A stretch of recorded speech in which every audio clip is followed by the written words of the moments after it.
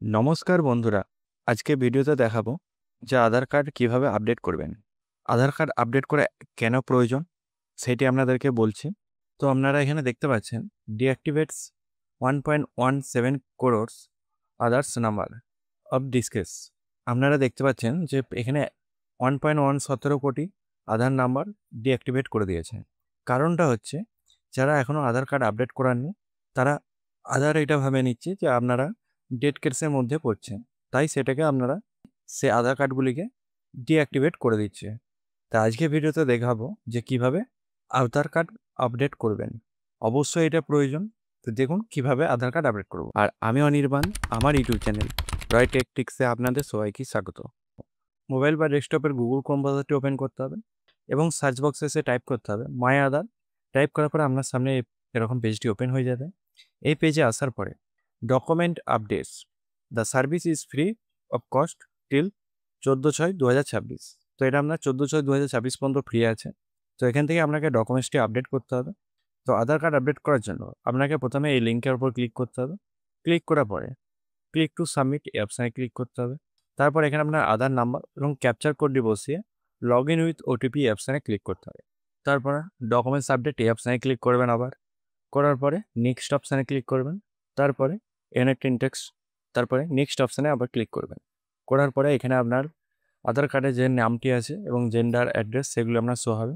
যদি এগুলো ঠিক থাকে তাহলে আই ভেরিফাই ডিটেলস আর কারেক্ট নেক্সট অপশানে ক্লিক করবেন। এগুলো যদি ঠিক থাকে তারপরে নেক্সট অপশানে ক্লিক করবেন। করার পর এখানে আপনাকে একটি ডকুমেন্টস আপডেট করতে হবে, যেটি 2 MBর মধ্যে হবে এবং সাপোর্টেড ফাইল যেগুলি আপনারা আপলোড করবেন সেটি পিডিএফ বা পিএনজি বা জেপিজি ফরম্যাটে করে হবে।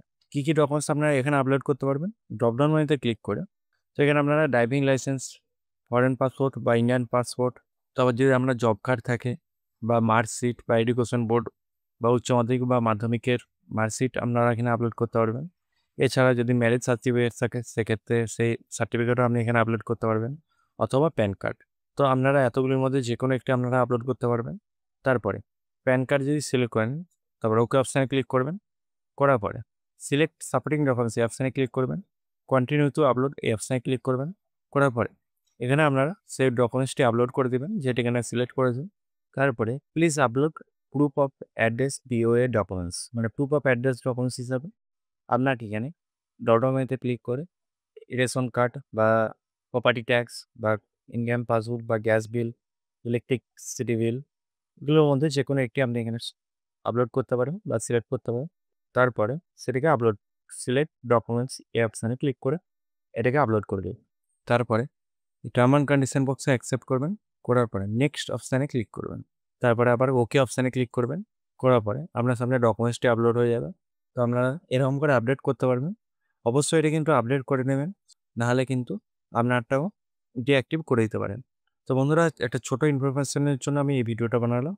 যদি ভিডিওটা ভালো লাগে অবশ্যই একটা লাইক করবেন এবং চ্যানেলে নতুন হয়ে থাকলে চ্যানেলটিকে সাবস্ক্রাইব করে পাশে থাকা বেল আইকনটি প্রেস করে দেবেন নতুনত্ব ভিডিও পাওয়ার জন্য। জয় হিন্দ, বন্দে মাতরম।